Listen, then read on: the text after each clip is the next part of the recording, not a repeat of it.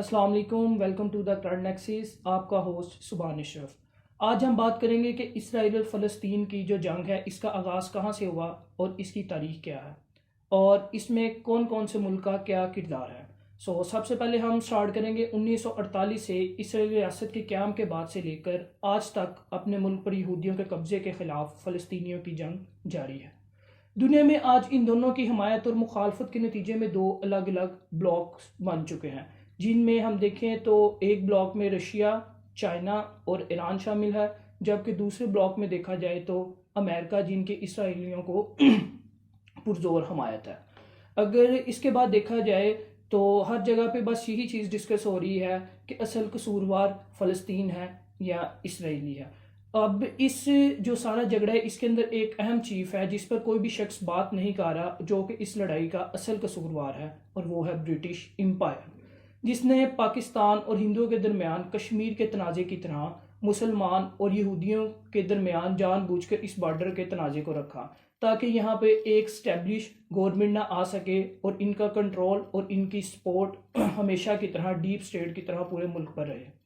ان کی طرف سے اپنے دور حکومت میں لگائی گئی آگ آج بھی جاری ہے، جو کہ کسی بھی صورت بجھنے کا نام نہیں لے رہی۔ میں کوشش کروں گا کہ ایک شارٹ ویڈیو میں آپ کو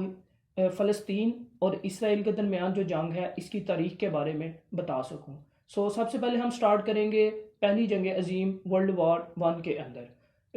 جب فلسطین جو تھا یہ سلطنت عثمانیہ کے اندر تھا، اور سلطنت عثمانیہ کے ساتھ ایک طرف جرمنی، ہنگری اور آسٹریا شامل تھے، جبکہ دوسری طرف یوکے، فرانس، امریکہ اور رشیا تھے۔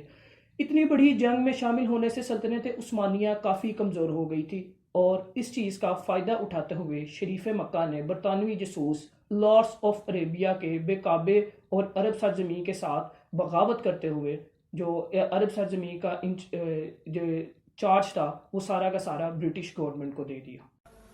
لیکن یہ وعدہ برٹش کی طرف سے اپنے وعدے پر ایک دھوکہ تھا۔ نتیجن سلطنت عثمانیہ جو تھی یہ فرسٹ ورلڈ وار جو تھی ہار گئی، جس کے بعد اس کے ٹکڑے ٹکڑے ہو گئے، جس میں سے آج کے دور میں لبنان، سیریا، فلسطین اور عراق وجود میں آئے۔ اس نے جو یہ تمام ممالک تھے ان کے بارڈر کو بغیر سوچے سمجھے تقسیم اس وجہ سے کیا تھا کیونکہ یہ سوئس کینال، جس میں ان کا سب سے بڑا انٹرسٹ تھا، جس کے تھرو یہ انڈیا اور یورپ میں ٹریڈ کرنا چاہتے تھے، جو کہ ڈائریکٹ جا کے میڈیٹیرین سی کو ملتی ہے۔ اور اس کی ایک وجہ یہ بھی تھی کہ یہ جو سوئس کینال تھی یہ ان کی لائف لائن تھی، جو کہ ایشیا کو یورپ سے جوڑتی ہے۔ یہودی اسٹیٹ فلسطین میں آتی اور ان کی جو سپورٹ تھی وہ ہمیشہ کے لیے برطانیہ یعنی یورپ کو ملتی رہنی تھی۔ اپنے فائدے کے لیے برٹش فارن سیکرٹری نے برٹش کمیونٹی کے اہم یہودی کو واٹر روف شیلڈ، جن کا نام تھا، ایک خط لکھ کر وعدہ کیا کہ ہم یہودی جو قوم ہے ان کو ایک اسرائیلی ریاست بنانے میں مدد کریں گے۔ اس کے بعد انہوں نے شریف مکہ کے ساتھ جو وعدہ کیا تھا کہ عرب ممالک کی حکومت جو ہے وہ ہم آپ کو دیں گے، اس وعدے کی خلاف ورزی کرتے ہوئے انہوں نے فرینچ گورنمنٹ کو، برٹش گورنمنٹ جو تھی ان سے یہ وعدہ کیا کہ ہم عرب ممالک آدھا آپ کو دیں گے، بس آپ نے جو ہر سٹیج ہے اس پہ ہماری مدد کرنی ہے۔ اس کے بعد دوسری جنگ عظیم کا آغاز ہوا، جس کے بارے میں آپ جانتے ہیں کہ ہٹلر نے بہت سے یہودیوں کو قتل کرنا شروع کیا، تو اس کی بنیاد بنا کر بیلفور ڈکلیریشن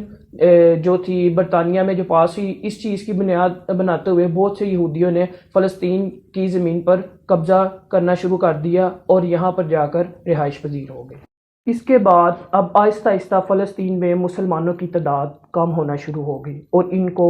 مائنورٹی میں بدلنے لگی، جس کا سیدھا قصوروار تھا صرف اور صرف برطانیہ گورنمنٹ، جس نے عوام کی مرضی جانے بغیر اپنے فائدے کے خاطر اس ملک کو ایک یہودی لوگوں کے حوالے کر دیا۔ یہ سب دیکھ کر جو فلسطین کے لوگ تھے وہ تنگ آ گئے، اور 1936 میں فلسطینی عوام نے تنگ آ کر برطانوی حکومت کے خلاف بغاوت کر دی، اور برطانوی حکومت نے اس بغاوت کو ناکام قرار دے کر کچلنے کی کوشش کرتے ہوئے بہت سے لوگوں کو پھانسی دے ڈالی، مگر اس کا نتیجہ یہ ہوا کہ فلسطینی جو لوگ تھے وہ ڈرے نہ اور رکے نہ، اور انہوں نے یہ بغاوت جاری رکھی۔ آخر کار 1942 میں برٹش نے خود کو درمیان سے نکال کر مسلمان اور یہودیوں کو آمنے سامنے لا کر کھڑا کر دیا۔ سب کو یہ لگتا تھا کہ یہ جو اسرائیل ہے یہ چھوٹی سی ریاست ہے اور یہ اس جنگ کو برداشت نہیں کرے گی، مگر ہر چیز اس کے الٹ ہوئی، اور جو عرب ممالک تھے وہ یہ نہیں تھے جانتے کہ ان کو پیچھے سے امریکہ کی سپورٹ حاصل ہے، اور اسی طرح وہاں امریکہ اور دوسرے ممالک کی مدد سے اس نے عرب ملکوں کو شکست دے کر فلسطینیوں کے 75% جو 75% جو حصہ تھا اس پر بھی قبضہ کر لیا۔ اب 19% کے اندر ایک بار پھر 1961 کے اندر ایک بار پھر جو اسرائیل کی تھی یہ عرب ممالک کے ساتھ جو جنگ کا آغاز ہوا، جس کے بعد اس نے یروشلم اور غزہ سمیت ویسٹ بینک پر بھی قبضہ کر لیا اور اس کو اپنا کیپٹل بنا لیا۔ اس کے بعد فلسطین پر فلسطینی بریشن تحریک کا آغاز ہوا، اور 2006 میں یہ جو اس کا جو پارٹی کا الیکشن ہوا اس کے اندر سے ایک ملیٹنٹ جماعت جو تھی حماس جو تھی وہ جیتی، اور اس نے غزہ اور ویسٹ بینک پر اپنا کنٹرول حاصل کر لیا۔ اس کے بعد ہم بات کرتے چلیں تو ہم آغاز کریں گے 1993 میں۔ 1993 میں یہ معاملہ پھر یونائٹڈ نیشن کے پاس گیا، اور اس میں جو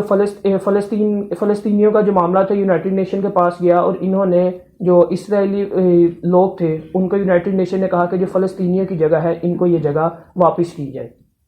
لہٰذا اسرائیل اس بات پر مان تو گیا، لیکن انہوں نے کہا کہ ہم جو سارے فلسطینی ہیں ان کو ان کی جگہ واپس نہیں دیں گے، کچھ فلسطینیوں کو ان کی جگہ واپس دیں گے۔ اور اسی سلسلے میں ہر سال 15 مئی 1948 سے لے کے اب تک 15 مئی کو نکابہ ڈے منایا جاتا ہے، جس میں بہت سے فلسطینی لوگ چابیاں لے کے پھرتے ہیں، جس کا مقصد یہ ہے کہ ان کے جو گھروں پر قبضہ کیا ہوا ہے وہ ان کو گھر واپس دیے جائے۔ اب تک کی ویڈیو بس یہاں تک کے لیے، جو اب ان کا کرنٹ حالات ہے وہ انشاءاللہ ہم بات کریں گے نیکسٹ ویڈیو کے اندر۔ آپ اپنے ہوسٹ کو دیجیے اجازت، ملتے ہیں اگلی ویڈیو میں نئی معلومات کے ساتھ۔